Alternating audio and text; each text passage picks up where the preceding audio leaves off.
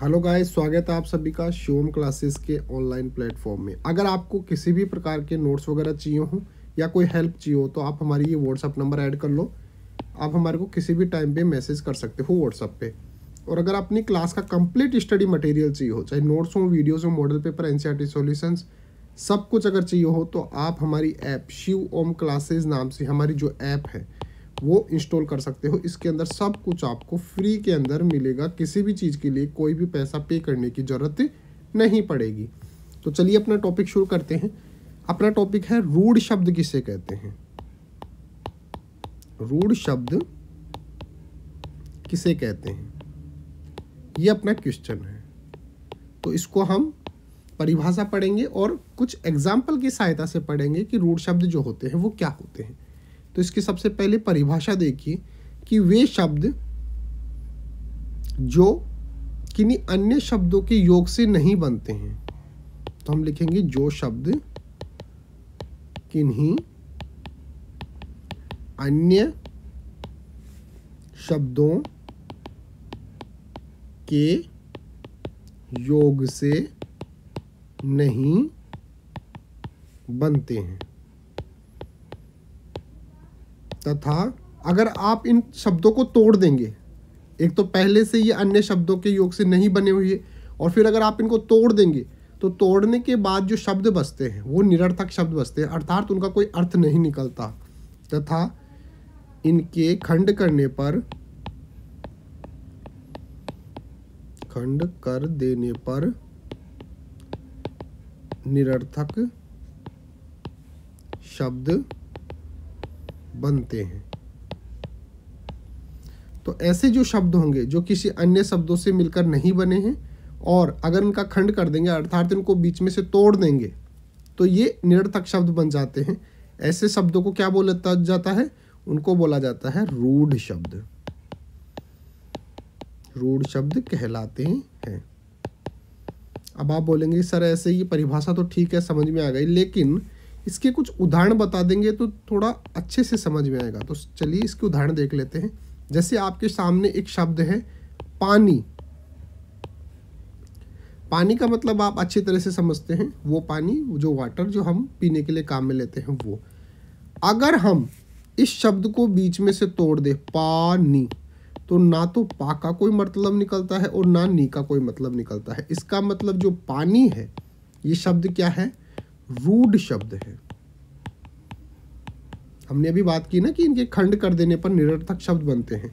तो यहाँ पर अगर हम इसके खंड कर देंगे, इसको तोड़ देंगे, तो ये किसी भी प्रकार से कोई मतलब नहीं निकालते हैं। इसका मतलब जो पानी है वो क्या बन गया, एक रूढ़ शब्द है। इसी प्रकार से काला, लाल,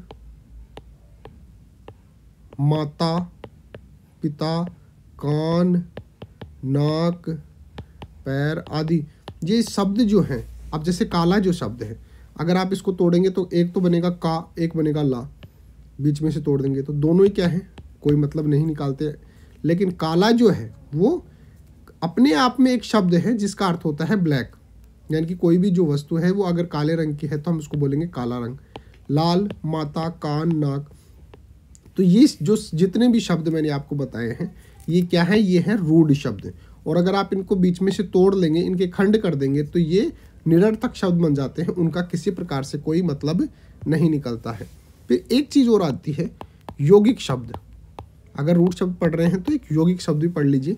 यौगिक शब्द क्या होते हैं, जो शब्द अन्य शब्दों के मेल से बने होते हैं। वे शब्द जो अन्य शब्दों के मेल से बनते हैं उनको क्या बोला जाता है, यौगिक शब्द कहलाते हैं। इस प्रकार के जो शब्द होते हैं वो संधि, समास, उपसर्ग, प्रत्यय आदि से बनते हैं।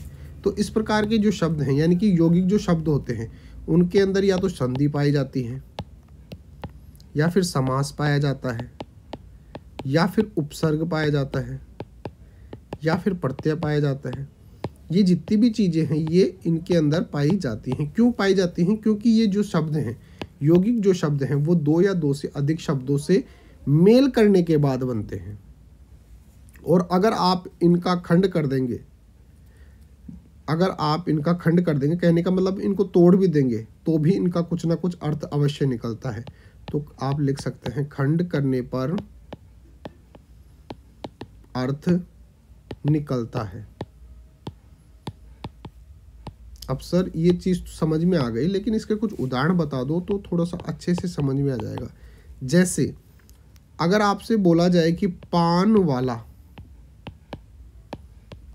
अब आप जानते हैं कि जो पान बेचता है उसको बोला जाता है पान वाला।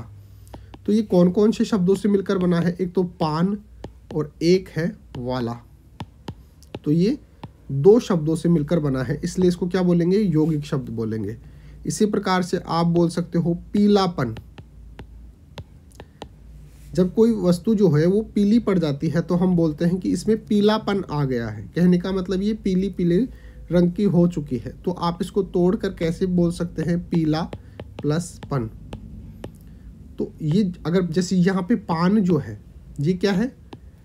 अगर इसको तोड़ने पर ये जो शब्द बन रहा है ये सार्थक शब्द है। यहाँ पर पीला जो है ये सार्थक शब्द है। तो इस प्रकार से यहाँ पर जो यौगिक जो शब्द होते हैं इनको तोड़ने पर सार्थक शब्द भी बनते हैं, अर्थात अर्थ देने वाले शब्द भी बनते हैं। इसी प्रकार से जैसे मान लो दूध वाला, तो इसके अंदर क्या बनेगा? दूध प्लस वाला। तो यहाँ पे दूध जो है ये भी क्या है? सार्थक शब्द है। तो जो यौगिक शब्द होते हैं इनको अगर आप खंड कर देंगे, इनको तोड़ देंगे तो भी सार्थक शब्द का निर्माण होता है। तो इस प्रकार से रूढ़ शब्द और यौगिक जो शब्द होते हैं वो परिभाषित किए जाते हैं और उनके उदाहरण लिखे जाते हैं। फिर भी अगर कोई दिक्कत आती है तो हमारी ऐप इंस्टॉल कर लीजिए और व्हाट्सएप नंबर पे आप मैसेज कर